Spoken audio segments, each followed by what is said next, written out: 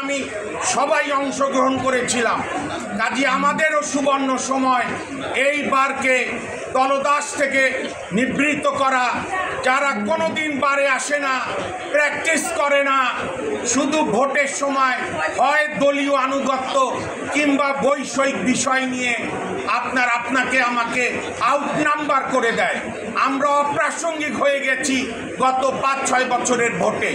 এই বিষয় আমাদের আজকে থেকে যে নতুন আন্দোলন আপনাদের নিয়ে শুরু করছি, সে ব্যাপারে বক্তব্য রাখবেন সুপ্রিম কোর্ট বারের সাবেক ভারপ্রাপ্ত সম্পাদক, আইনজীবীদের আন্দোলন সংগ্রামের অকুতোভয় সৈনিক, বিপ্লবী আইনজীবী নেতা অ্যাডভোকেট ABM রফিকুল হক তালুকদার রাজা। ধন্যবাদ। বিসমিল্লাহির রহমানির রহিম।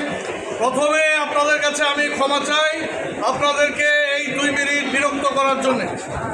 বিজ্ঞ আইনজীবী বন্ধুগণ, আপনারা জানেন আমরা দীর্ঘদিন যাবৎ একটি আন্দোলন করে আসছি। বলছি, যারা রেগুলার প্র্যাকটিশনার, যারা রেগুলার সুপ্রিম কোর্টে প্র্যাকটিস করেন, তারাই সুপ্রিম কোর্ট আইনজীবী সমিতিতে ভোট দেবেন। অর্থাৎ আমরা বলেছি মেনি বার ওয়ান ভোট।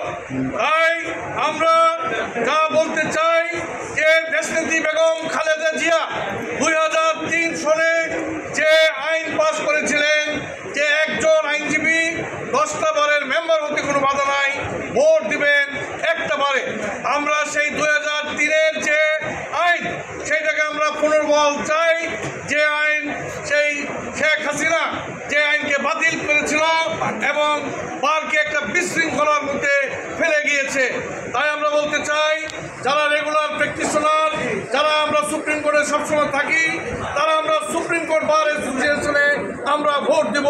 অন্যবারের মেম্বার যদি আমরা থাকি কোনো আপত্তি নয়। তাই এবার আর কোনো ছাড় নয়।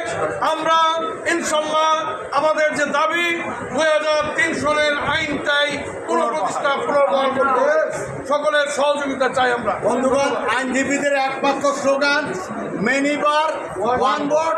আইনজীবীদের ঐক্যজোট একটা স্লোগান, মেনি বার ওয়ান ভোট, আইনজীবীদের ঐক্যজোট, মেনি বার ওয়ান ভোট, আইনজীবীদের ঐক্যজোট।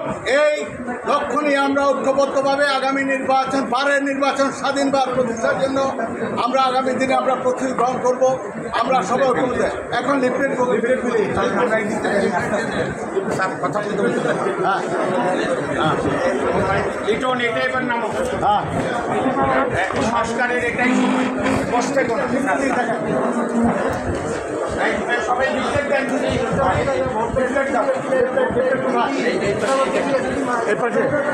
সব টেবিলে দাও, সব টেবিলে